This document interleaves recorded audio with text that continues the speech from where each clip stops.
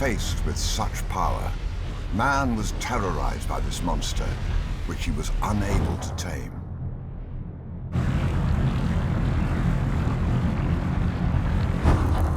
The indigenous people sacrificed women and children in the fiery lake to appease their gods. They called it Popocatépetl, the burning mountain.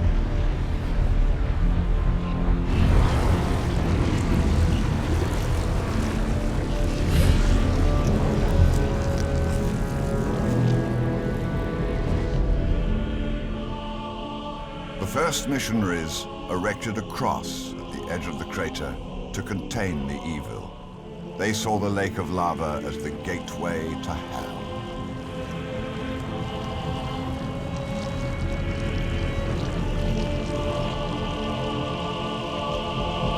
Messiah had become the mouth of a devil whose entrails spewed out in long, burning tongues.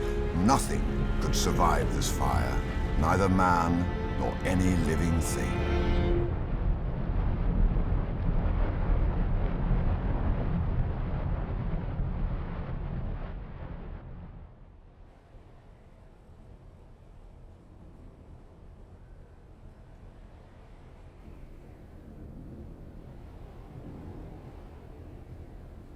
"500 years later, the cross remains, but the lava has retreated to the depths of the crater.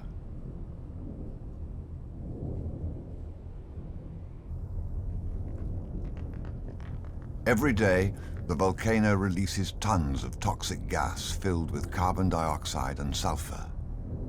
It is preparing for the next big eruption, its first in over 200 years.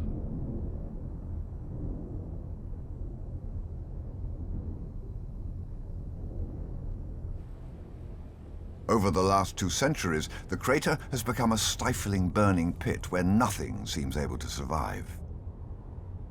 The imprint that the lava lake has left has similarities with the largest volcanoes on Mars.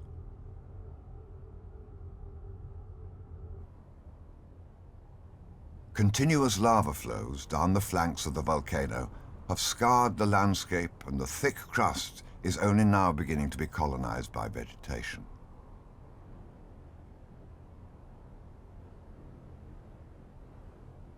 Harsh, hostile, and discouraging. But nature has never been one to retreat from a challenge.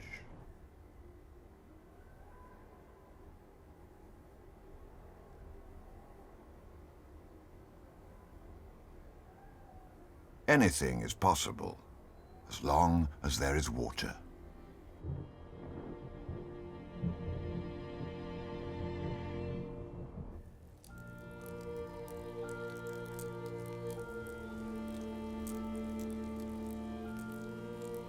But the water filters away through the rock's pores and disappears underground. In order to survive here, you must be able to trap this essential element.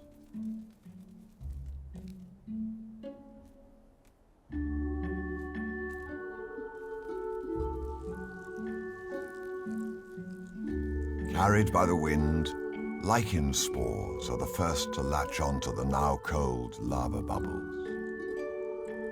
These pioneers hold the water and attack the rocks. Each particle torn from the lava lodges in cavities and cracks, creating the first earth for the first seeds.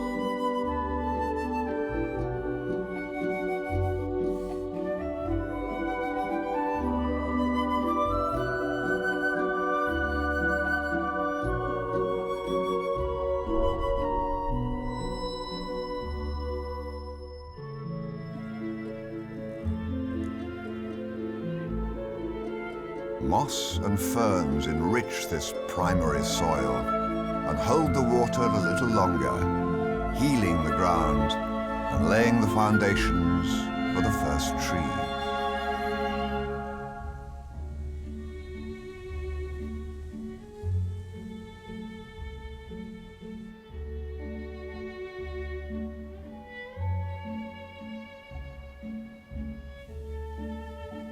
Finally, the first leaves protect the stone from the harsh sun.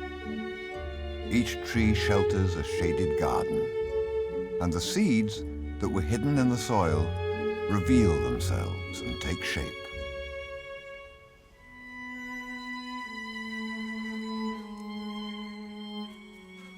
The dead leaves that fall to the ground become a rich humus that nourishes the seedlings.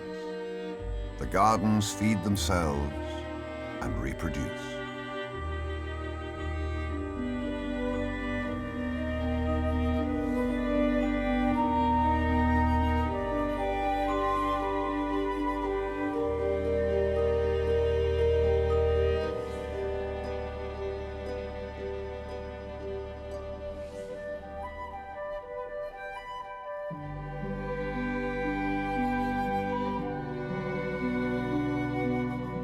It takes 200 years of struggle on the black lava for the plants to create these isolated islands of fertility. And if the volcano gives them enough time before the next eruption, these islands of greenery will join up to form a forest, the birthplace for other forms of life.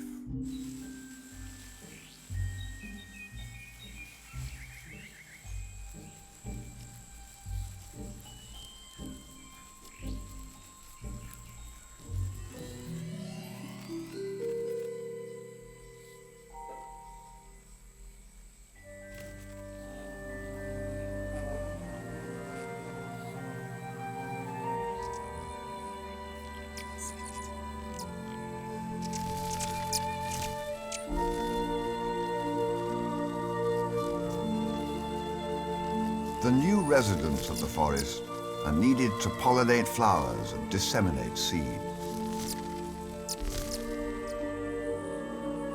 Each living thing is interdependent, and each tries to multiply, invade, and dominate the black crust on which they were born.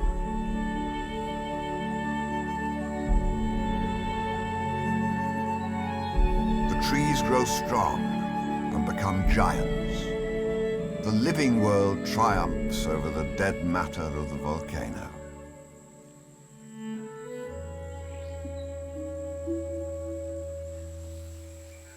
Re-emerging from the ash, the forest becomes a jungle, and the volcano lies forgotten below.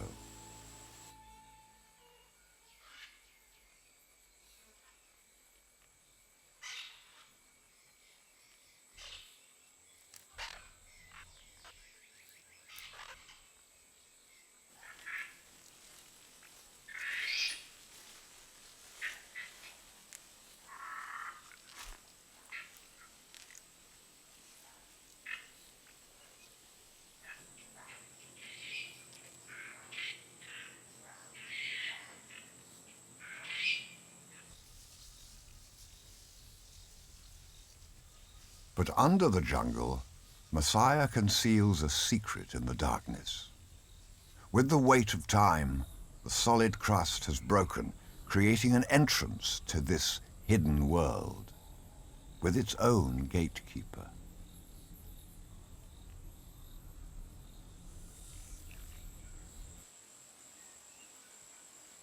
To avoid danger, a more obscure path must be followed. The roots of the giant fig trees have found a direct approach.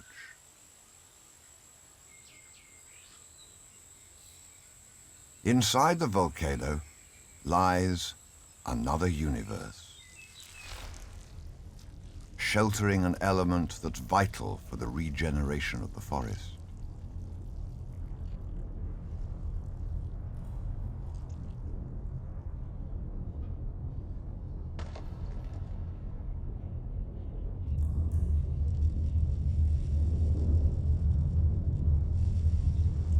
Rivers of lava have created a network of tunnels deep inside the mountain.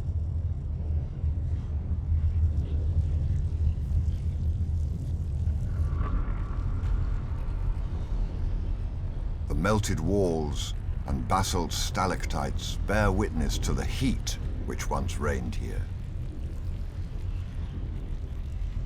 Hot, viscous lava once flowed in this network of veins and arteries that runs below the forest.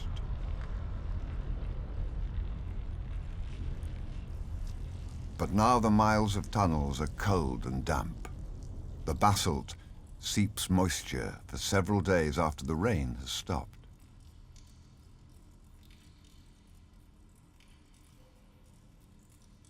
The giant tree roots probe ever deeper in search of water, infiltrating the volcano's hidden habitat.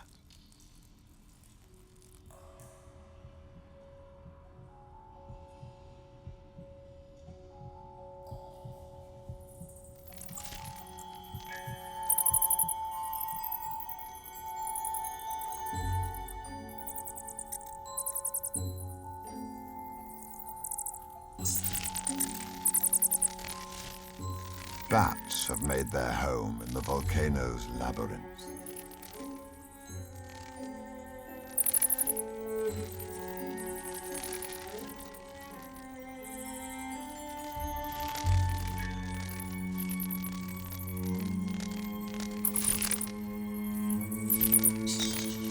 They feed on the fruit and pollen they find in the forest just above their heads.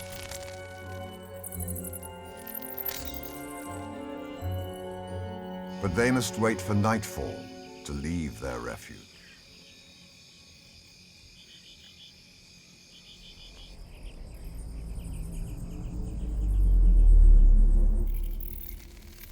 Every day before dusk, the bats are driven by hunger from the depths of the tunnels and gather together in the largest cave.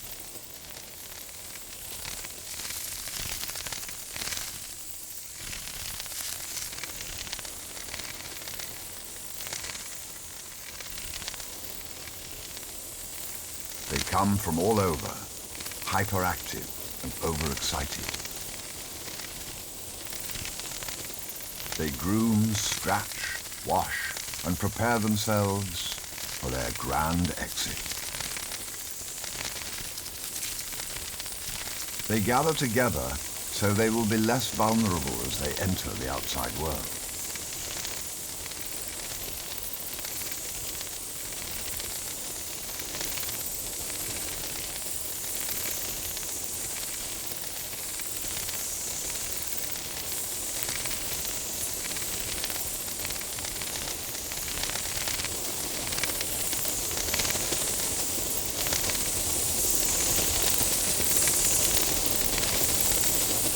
The dark heart of the volcano harbors an astonishing maelstrom of life. Thousands of bats orbit at full speed in total darkness without ever touching. Certainly in the same direction, just inside the entrance, immersed in the sound of their sonar.